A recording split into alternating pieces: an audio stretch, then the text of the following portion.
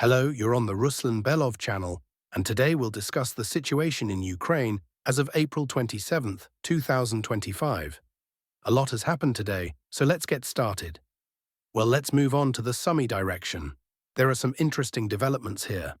We'll begin with the northern direction, specifically Yunakievka. Today, Ukrainian sources have published these objective control footage. The 36th Brigade has released footage of FPV drone strikes on Russian units on the northern outskirts of the village of Lochnia. We can see that active fighting is taking place for Lochnia. It's important to note that as recently as April 21st, the northern part of Lochnia was partially under Russian control, partially in the grey zone. But by April 23rd to 24th, the first objective control footage appeared, confirming that the armed forces of Ukraine had taken control of northern Lochnia. And now, today, on April 27th, there are reports that Russian units have managed to push Ukrainian forces out of the northern part, and the offensive operations of the Russian army continue. Essentially, the village of Lochnia is already a suburb of Yunakievka, meaning it's one large area, Yunakievka-Lochnia. If fighting is already happening for Lochnia, this effectively marks the beginning of combat for Yunakievka itself, which is currently a key objective for the Russian army in establishing a security zone along the state border. Additionally, some Russian experts report that Russian units have advanced further west of the village of Oleshnia and taken control of the first forested area called Dubino. Let's take a look at how the map has changed. This is how it looked just yesterday. The northern part of Lochnia under Ukrainian control, the first forested areas in Sumy Oblast also held by the armed forces of Ukraine. But by the morning of April 27th, the maps have changed dramatically. We can see that the Russian army is gradually reducing the distance to Yunakievka. Next, we move to the vicinity of the settlement of Gornal. Today, both neutral and pro-Ukrainian cartographers have released updated maps showing minor adjustments, according to which the Russian armed forces have made slight advances in forested areas and open fields, aiming to reach the state border.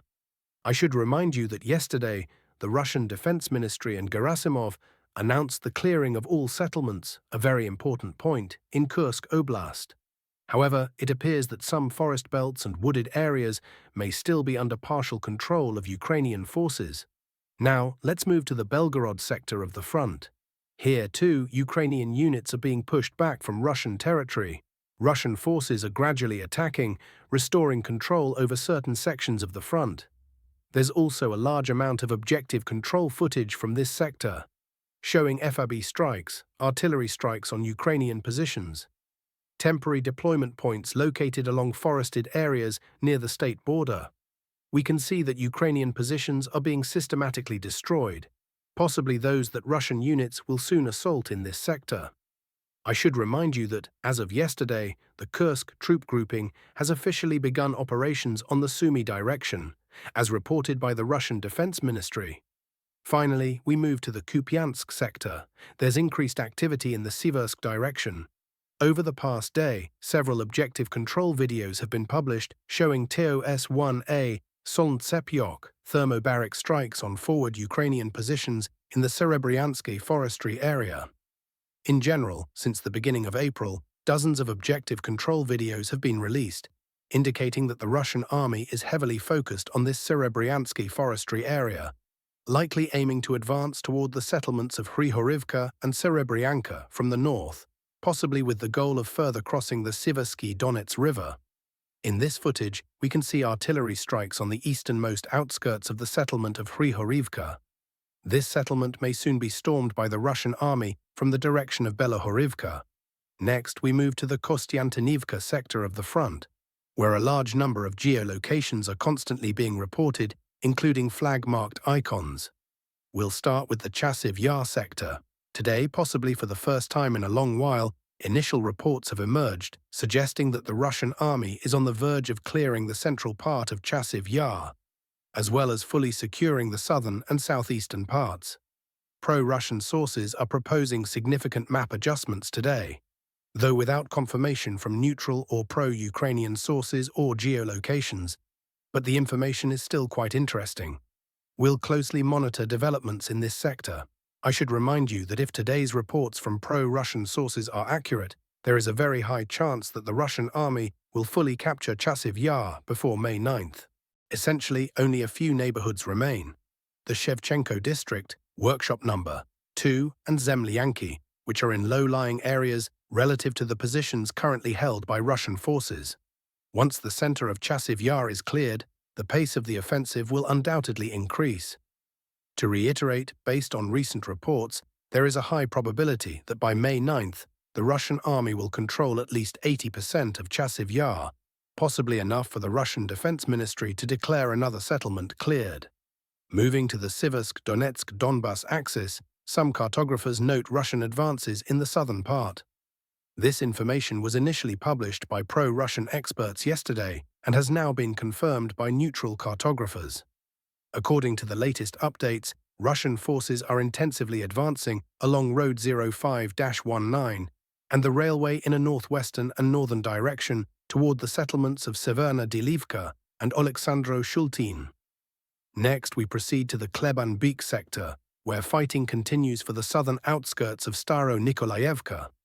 Today, several pro-Russian and neutral cartographers noted that the Russian armed forces launched another assault on the southern outskirts, and according to the latest reports, Russian units have managed to secure a foothold there. Currently, the Russian army is attempting to expand its zone of control and consolidate a bridgehead to build up critical mass for further advances north, east, and northwest into the settlement itself. In other words, the battle for Staro-Nikolaevka appears to be entering a decisive phase, with the initiative now at stake. A turning point may soon be reached, after which Ukrainian forces could be forced to retreat further north toward the next defensive line, Oleksandropil, Zarya, and Romanivka. Next, we move toward the settlement of Pokrovsk. Several objective control videos were published today, showing airstrikes on a temporary deployment point of the Ukrainian assault unit Skala. As for the Novopavlivka direction, the front line has also become more active, with significant adjustments. I should remind you that over the past few days, we've repeatedly discussed the possible offensive that the Russian army is now attempting to develop from Nadayevka toward Novoalexandrivka. Here's an example. This was the situation by the end of April 25th. This is how the map looked by the end of April 26th. And by the morning of April 27th, we can see that the Russian army has already reduced the distance from possible forward positions to the village itself to less than 1.5 kilometers. There is objective control footage showing movement, both Russian and Ukrainian equipment, with intense fighting over this ravine. However, based on the footage, it appears the Russian side emerged victorious from this battle for the settlement of Suka-Balka. The Russian army is advancing as close as possible to Novoalexandrivka. Control over this settlement would allow Russian forces to put an end to the 4-month battle for the 3-street village of Uspenivka. Progress is slightly slower toward Bodanivka. Despite repeated attempts to gain a foothold in the southeastern part, we can see that Ukrainian forces still maintain firm control over the village and its southeastern outskirts. However, Russian units are gradually advancing from the south. In this footage, we can observe Russian assault motorcyclists in action. A small assault group approaches a tree line and secures it, after which Ukrainian forces begin launching heavy artillery strikes with cluster munitions on Russian positions. Thus, we can see how the map has changed. The Russian army is gradually enveloping Bohatyr from the southwest and south-southeast. Now let's move to the Zaporizhzhia direction. Today, and in fact, this information was first published yesterday by pro-Russian experts, several cartographers, including neutral ones, have confirmed that the brick factory in the southeastern part of Mala Tokmachka has once again come under the control of the Ukrainian armed forces. I should remind you that just before Easter, the Russian army conducted a successful attack here, managing to establish a foothold in Mala Tokmachka. However, by the end of April 27th, some experts claim that Ukrainian forces carried out a series of counterattacks and retook these positions. Political developments. How negotiations shape the conflict. Now I'd like to discuss a few interesting developments on the political front, as the ongoing negotiations between the US, Russia, the EU, and Ukraine have a massive impact on the entire conflict. For the second day in a row, the Russian Foreign Ministry has been releasing details regarding the participation of North Korean military units in the operation to liberate Kursk Oblast. Today, Moscow made a crucial statement, confirming that North Korean troops were involved in combat operations in Kursk Oblast, under Article 4 of the Comprehensive Cooperation Agreement between Russia and North Korea.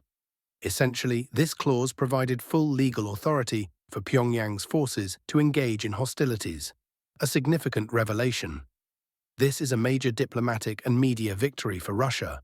Here's why. Since the very beginning of the special military operation, Ukraine has repeatedly pleaded, pressured, and even threatened European nations, desperately trying to convince at least one country to deploy official military contingents to fight on its behalf, with the goal of restoring Ukraine's 1991 borders.